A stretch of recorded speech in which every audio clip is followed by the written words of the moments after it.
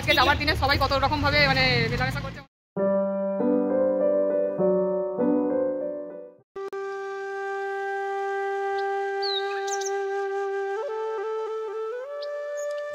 Hi guys, দেখো আজকে যাওয়ার দিনে সবাই কত রকম ভাবে মানে মেলামেশা করছে, আমাদের সাথে যেতে আর ইচ্ছে করছে না। হ্যাঁ, আর একজন কিন্তু লুকাচ্ছে, এও একটা ব্লগার। হ্যাঁ, এই চ্যানেলটাকে সবাই তোমরা সাবস্ক্রাইব একটু করে দিও, আমি ডেসক্রিপশনে ওনার সমস্ত কিছু দিয়ে দেবো। তোমার কিছু বলার থাকলে বলো। হ্যাঁ, তোমরা ব্যাঙ্গালোরে আসো। হ্যাঁ হ্যাঁ, ব্যাঙ্গালোরে আজকে রাত্রেই চলে যাবো, কাল মর্নিংয়ে লাইট যে আমাদের বাড়ি গেলে অবশ্যই। আমি তো কিছুদিন পরেই যাব, ওই 0 পয়েন্ট যাবো ঘুরতে। তো 0 পয়েন্ট গেলে অবশ্যই এদের বাড়ি যাবে। হ্যাঁ, হোটেল ভাড়া লাগবে না, খাওয়া খরচা লাগবে না, সব কিছু ফ্রি। এর বাড়ি হচ্ছে ওখানে। হ্যাঁ গাইস, সবাই তোমরা দেখতে পাচ্ছ আমাদের 0 পয়েন্ট যাওয়ার কথা। 0 পয়েন্ট গেলে এর বাড়ি চলে যাবে, সব কিছু ফুল সার্ভিস ফ্রি একদম। দিয়ে আবার কি করব, এই 3 মাস পর 4 মাস পর আবার যাব। কবে ছাড়া? এটা ছাড়বো বাড়িতে, যে এর মাঝে অনেকগুলো আছে, কৃষ্ণ ঠাকুর গাইছিলাম কালকে, সেগুলো আছে। হ্যাঁ, তো এনাকে ভালো করে দেখে রাখুন। উনি হচ্ছে আমাদের যে শুভদা আছে, তারা ব্যাক ক্যামেরায় শুভদীপ গেস্ট হাউস যে আছে, এই হোটেলে এলে তোমরা এখানে উঠতে পারো। হ্যাঁ, এটা হচ্ছে ওনার ওয়াইফ, খুব সুন্দর দেখতে। দেখো তোমার ভাই কি বলছে তোমাকে। অবশ্যই এলে এখানে আসবেন, সার্ভিস খুব সুন্দর দেয় আর ব্যবহারও প্রচণ্ড ভালো। এই কিছু বলবি সুইয়ে রাজু? এই 0 পয়েন্ট গেলে ফুল সার্ভিস, মানটাকে ভালো করে চিনে রাখো।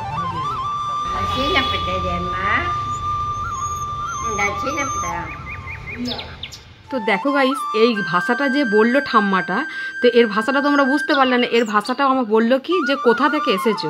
আর এই বয়স্ক মানুষটার বয়স হচ্ছে 105 বছর।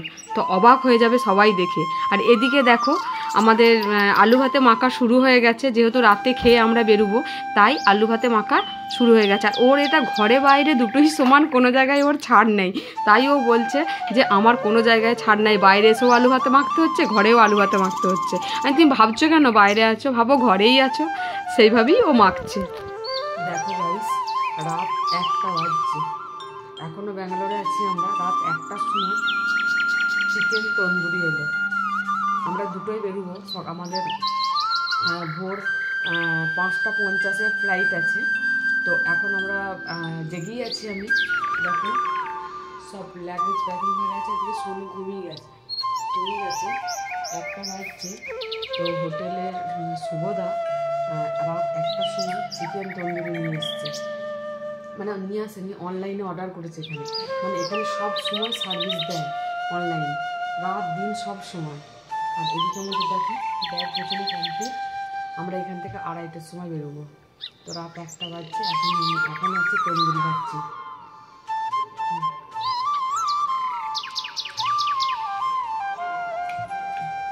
বেরোবো আমরা এখান থেকে 2:30টার সময়। দেখো জেগে বসে আছি। চলো গাইস, আমরা পরে আসছি। রাত 2টো বাজছে, আমরা রাত 2টোর সময় রাস্তায় দাঁড়িয়ে আছি। কিসের জন্য? অটোর জন্য। অটো নয়, 4 চাকা আসবে, তাই তো? 4 চাকার জন্য 2টোর সময় আমরা বাইরে দাঁড়িয়ে আছি। অর্ধেক রাত থাকে, সোনু ঘরে ঘুমোচ্ছে আর আমরা এখানে বাইরে রাস্তায় দাঁড়িয়ে আছি। আমাদের ফ্লাইট আছে সকাল 5:50।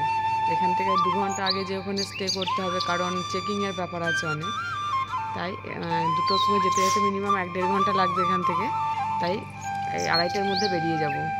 তো দাঁড়িয়ে আছি, এখনও অটো আসেনি। অটো কেন বলছি, অটো নয় গাইস, ওই কী করেছে গো, 4 চাকা করেছে, 4 চাকা করেছে। তো শুভদাই করে দিয়েছে। তো চলো গাইস, রাত 2টোর সময় রাস্তাটা কেমন লাগে, 2-2:30টার সময় রাস্তাটা কেমন লাগে তোমাদেরকে অবশ্যই শেয়ার করবো। আর এত আস্তে কেন কথা বলছি, যদি জোরে কথা বলি সবাই ঘুম থেকে উঠে যে মারতে শুরু করে দেবে। এখানে বাইরের দেশ, আমরা বাইরে থেকে এসেছি, কিছু বলতে পারবো না, সবই কানাডা ভাষা, বাংলা কিছুই বোঝে না এখানে। সবাই যেও।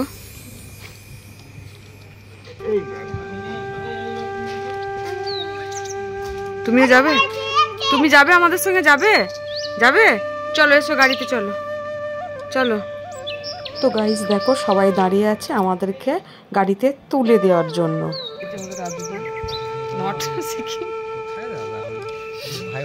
বাই বাই বাই বাই, চলো আসি, আবার নেক্সট টাইম দেখা হবে একদম সিকিম।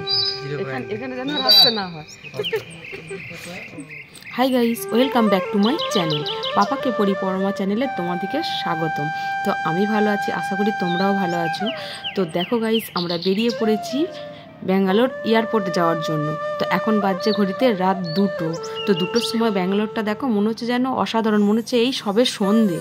তো চলো গাইস, ব্যাঙ্গালোর এয়ারপোর্টে যে তোমাদের সাথে তো অবশ্যই দেখা করব, আর ওখানে অনেক অনেক সুন্দর জিনিস তোমাদের সঙ্গে শেয়ার করব। আর গাইস অবশ্যই কমেন্টে কিন্তু জানিও আমাকে যে তোমাদের এই এয়ারপোর্ট আর ব্যাঙ্গালোর কেমন লাগলো, যদিও বা আগের এই ভিডিও তোমাদের সামনে আমি পেশ করেছি। তো চলো গাইস, সঙ্গে থাকো, সাথে থাকো। আর এই হলো আমাদের Bangalore airport, air India airport ব্যাঙ্গালোরে। এখন বাজছে রাত 3টে। তো যে হোটেলে ছিলাম সেই হোটেল থেকে এয়ারপোর্ট আসতে 1 ঘন্টা লাগে, তাই এখন ঘড়িতে বাজছে 3টে। তা আমরা চলে এলাম এখানে বোর্ডিং পাস করাতে। প্রথমে ব্যাগ চেকিং হবে, তারপরে বোর্ডিং পাস হবে, অনেক সিস্টেম আছে। আর তোমাদেরকে বলেছিলাম যে ব্যাঙ্গালোর এয়ারপোর্টটা খুব সুন্দর সাজানো, যেহেতু এখানকার নাম হচ্ছে গ্রিন সিটি, সেটা তোমাদের আগের ভিডিওতেই আমি বলেছি। তো দেখো গাইস, ব্যাঙ্গালোরের এয়ারপোর্ট জাস্ট অসাধারণ। তো তোমরা দেখতে থাকো আর অবশ্যই কমেন্টে আমাকে জানাতে থাকো যে ব্যাঙ্গালোর এয়ারপোর্ট তোমাদেরকে কেমন লাগলো।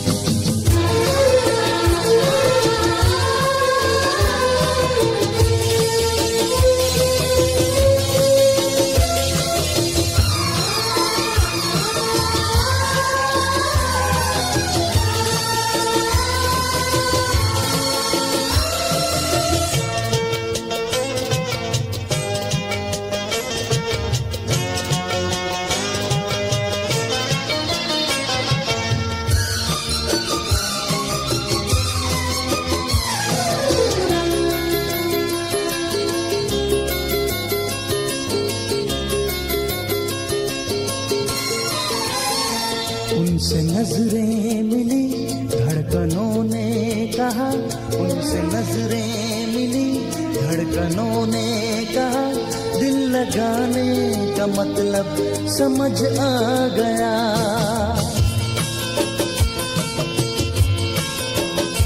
उनसे नजरें मिली, धड़कनों ने कहा, उनसे नजरें मिली, धड़कनों ने कहा, दिल लगाने का मतलब समझ आ गया।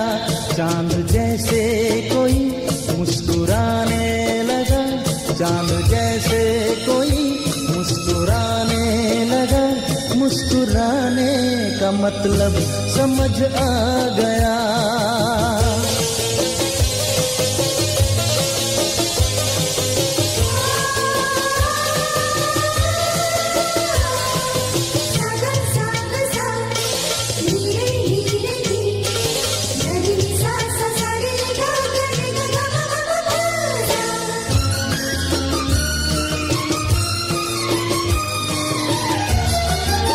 আর এখানে দেখো গাইস, অনেক সকালে সোনু উঠেছে বলে সোনুর ঘুম এসে গেছে, তাই এবার সোনু শুয়ে পড়েছে। এবার সোনু একটু একটা ঘুম দেবে, দিয়ে তারপরে যখন বর্ধমান বলছি কলকাতা এয়ারপোর্ট যখন আসবে, দমদম এয়ারপোর্ট, তখন যেও বললো তখনই আমি উঠবো, তার আগে আমি উঠবো না, তাইও একটু ঘুম দিয়ে দিক। তো গাইস দেখো, আগের দিন তো আমি বিকেলের আর নাইটের দেখিয়েছিলাম, আজকে হচ্ছে মর্নিং ফ্লাইট ধরেছি আমি। তো মর্নিংয়ের ওয়েদারটা দেখো এত সুন্দর, মানে কি বলবো। তো মর্নিং ওয়েদারটা দেখো খুব একদম দারুণ লাগছে। তো দেখো মর্নিং মানে এখনও সূর্যি মামা ওঠেনি, এখন বাজছে তোমার 5টা 50। অসম।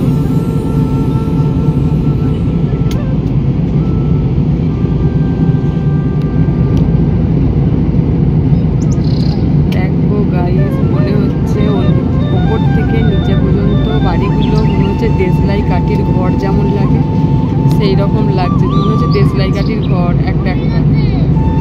আর ওই ওপর দিকে যেটা আছে ওটা মনে হচ্ছে যেন সমুদ্রেটা ঢেউটা আসছে, দারুণ লাগছে, দারুণ। তো গাইস মর্নিংয়ে চলে এলো আমাদের ব্রেকফাস্ট নিয়ে, আর ব্রেকফাস্টে অনেক কিছু আছে। তো এটা সম্পূর্ণ বিনামূল্যে, এখানে কোনো সব মর্নিং ফ্লাইটের ব্রেকফাস্ট কোনো পয়সা লাগেনি। তো ব্রেকফাস্টে আমার মানে আমি ভেজ নিয়েছিলাম, ওরা নন ভেজ নিয়েছিল। আমার ভেজে ছিল সাদা খিচুড়ি, আর ওদের ছিল ডিম ফিম অনেক কিছু ছিল।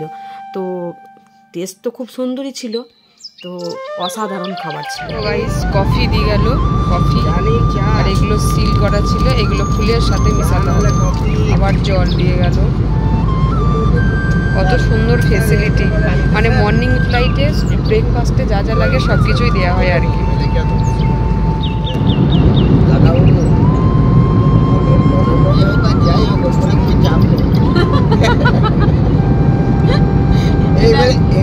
এটা দারুণ কথা, এটা দারুণ কথা, ভোটের গণনাই হবে, যাই হোক ওপরে কোনো চাপ নেই। যখন যাবেন 4 জায়গায় তখন চাপ আছে। এখন মার্কেট টাকা কি হবে না হবে কিছু বোঝা যাচ্ছে না। না না, আমাদের তো ডাক্তারি ফাইল আছে, চাপ হবে না। আজকে ভোটের রেজাল্ট, মানে উপরে কোনো চাপ নেই, নিচে নামলে কি হবে গাইস জানি না। তো দেখাই যাক নিচে নামি কি ওর কি মানে হয়, দেখি দেখাই যাক কি হয়। তো গণনাটা হচ্ছে না 9টা থেকে নাগাজি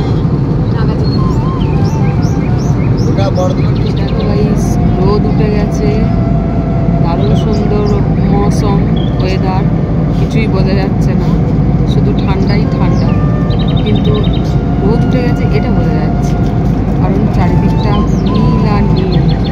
আর নিচেটা দেখো মনে হচ্ছে যেন সেই বরফের যেমন পড়ে থাকে সেরকম মনে হচ্ছে বরফ পড়ে আছে কিংবা তুলো পড়ে আছে, এরকমই লাগছে। হ্যাঁ, তো অসম্ভব ভালো লাগছে। আর সব থেকে বড়ো কথা হচ্ছে বাড়ি ফিরে যাচ্ছে, সেটাই হচ্ছে সব থেকে বড়ো প্লাস পয়েন্ট। মানে বাড়ি ফিরে যাচ্ছে মানে সব কিছুই ভালো লাগে, খারাপটাও ভালো লেগে যাচ্ছে। আজ মোটামুটি 7 দিন পর বাড়ি যাচ্ছি, এক সপ্তাহ কাটিয়ে দিলাম বাইরে, যেদিন মানে কোনোদিনও একটা রাত কোথাও কাটাই না, তো সেখানে 8-7টা দিন বাইরে কাটিয়ে দিলাম। তো চলো গাইস সাথে থাকো আর অনেক অনেক ভালোবাসা দাও আমাকে। তো আগেই বললাম যে সোনু একটা গভীর নিদ্রা দেবে, তাই ও নিদ্রা দিতে শুরু করে দিয়েছে, গভীর নিদ্রায় মগ্ন হয়ে গেছে। আর আমরা এখানে বসে আছি, কারণ হাসি মুখটা কেন বুঝতে পারছো গাইস, আমরা কলকাতা দমদম এয়ারপোর্টের কাছে চলে এসেছি, অনেকটাই কাছে চলে এসেছি। এরপর কিছুক্ষণের মধ্যেই আমাদের প্লেনটা ল্যান্ড করবে। তো ল্যান্ড করা মানেই বুঝতে পারছো, মানে যখন যাই তখন এত কষ্ট হয়েছিল যে কবে আবার ফিরে আসবো সেটা বুঝতে পারিনি, আদৌ ফিরে আসতে পারবো কি না সেটাও বুঝতে পারিনি। আজ যখন ফিরে আসছি মনের মধ্যে একটা মানে একটা উতলা ভাব, একটা মনের মধ্যে একটা মানে একটা কী বলবো, একটা শান্তি যে আমি নিজের জায়গায় ফিরে আসছি, তো যেমনই হোক। তো দেখো গাইস চলে এসেছি দমদম এয়ারপোর্টে, ঢুকে গেছি, এবার আমাদের প্লেন ল্যান্ড করবে। তো গাইস দেখো পুরো জিনিসটা ভিউটা অসাধারণ লাগছে, আর আমাদের প্লেন ল্যান্ড করেও গেছে। তো মনটা অনেকটা শান্তি মিলছে যে নিজেদের দেশে চলে এসেছি। কোথায় ছিলাম গাইজ বলো, 7 সমুদ্র 13 নদী পেরিয়ে কোথায় চলে গিয়েছিলাম, আর সেখান থেকে ঠাকুরের আশীর্বাদে আর তোমাদের ভালোবাসার কৃপায় আমি আজকে নিজের দেশে ফিরে এসেছি। তো খুব ভালো লাগছে, মনটা খুব শান্তি লাগছে। তো এবার দমদম থেকে বেরিয়ে কিভাবে যাব সেটা তো তোমাদের সাথে অবশ্যই শেয়ার করব। তো চলো গাইস কিছুটা জিনিস তোমরা দেখে নাও, আর কেমন লাগছে কমেন্টে অবশ্যই বলো। আর এখনও পর্যন্ত যারা আমার চ্যানেলটাকে সাবস্ক্রাইব করোনি তারা কিন্তু তাড়াতাড়ি সাবস্ক্রাইব করে দাও, কারণ এরপর আমি অনেক নতুন নতুন ভিডিও আনতে চলেছি তোমাদের সামনে। আর যারা এখনও লাইক শেয়ার কমেন্ট করোনি তারা অবশ্যই করে দিও। আর বন্ধুরা আমার ভালোবাসা তোমাদের জন্য তো রইলই, আর তোমাদের ভালোবাসা আমাকে অনেক অনেক দাও, যাতে আমি আরও অনেক অনেক নতুন নতুন ভিডিও তোমাদের সামনে নিয়ে আসতে পারি। তো চলো গাইস পুরো ভিডিওটা দেখতে থাকো, সঙ্গে থাকো, সাথে থাকো। তো দেখো গাইস ফাইনালি আমরা দমদম এয়ারপোর্টে চলে এসেছি, আর আমি এখানে দাঁড়িয়েও গেছি প্লেনের সাথে একটা ভিডিও প্লাস একটা পিকচার নেব বলে। তো কার না শখ হয় যে প্লেনের সাথে একটা ভিডিও বা একটা পিকচার নিই, তাই এখানে ভিডিও বা একটা পিকচার নেওয়ার জন্য আমি দাঁড়িয়ে গেছি। যে আমি আমার হাজব্যান্ডকে বললাম আমার একটা ভিডিও করে দাও, আর তারপর তার সাথে সাথে ওদেরকেও আমি করে দিলাম, ওরাও ভিডিও তুলছিল, ওরাও ছবি তুলছিল। আর আমাদের সোনুর তো ভীষণ মজা যে প্লেন এসছি, তার করতে করতে দেখো বাসেও চেপে গেছি। কারণ তোমাদেরকে আগেই বলেছি যে প্লেন থেকে এয়ারপোর্টে যাওয়ার জন্য ওখানে একটা বাস ওরা ইউজ করতে দেয়। তো সেই বাসে হ্যাঁ, তবে এই বাসে কিন্তু কোনো টিকিট লাগে না। হ্যাঁ, তো এই বাসে করে নিয়ে এসে এয়ারপোর্টের ভেতরে আমাদেরকে ঢুকিয়ে দেয়। তো দেখো এটা হচ্ছে দমদম এয়ারপোর্টে। এবার আমরা গেট দিয়ে বেরোবো বাইরে। হ্যাঁ, তো তার আগে ওখানে একটুখানি ভাবছি চা কফি খেয়ে নেবো, যেহেতু ফ্লাইটে খেয়েছি, তারপরে আর খাওয়া হয়নি। তো দেখি কি করা যায়। তো যাই হোক কিছু একটা করব। আর এদিকে আমাদের কাকাবাবু আমাদের সঙ্গে ছিলেন। কাকাবাবু বলতে আমরা যে ব্যাঙ্গালোরে যে হোটেলে ছিলাম, শুভদা ওনার বাবা, তো উনিও বাড়ি যাচ্ছেন। তো আমাদের জন্য উনি ছিলেন যে একসাথে যাবে বলে। ঠিক আছে, কোনো অসুবিধা নেই, একসাথে এলে খুবই ভালো লাগে সবার। গাইস চলে এসেছি আমরা দমদম এয়ারপোর্ট। তো এবার এখানে ব্যাগ কালেক্ট করছি আমরা। একটা সুবিধা গাইস খুব ভালো জানো তো, যে ব্যাগ বয়ে বয়ে আনতে হয় না। এই বাস ট্রামে গেলে যেমন ব্যাগ বইতে হয়, এখানে কিন্তু ব্যাগ বয়ে বয়ে আনতে হয় না। এটা একটা বড় হেডেক মুক্তি।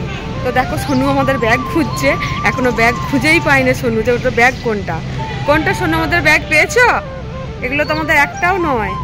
হ্যাঁ, তো আমরা ওটা নয়, ওটা নয়। তো আমরা ব্যাগ কালেক্ট করার জন্য সবাই এখানে দাঁড়িয়েছি।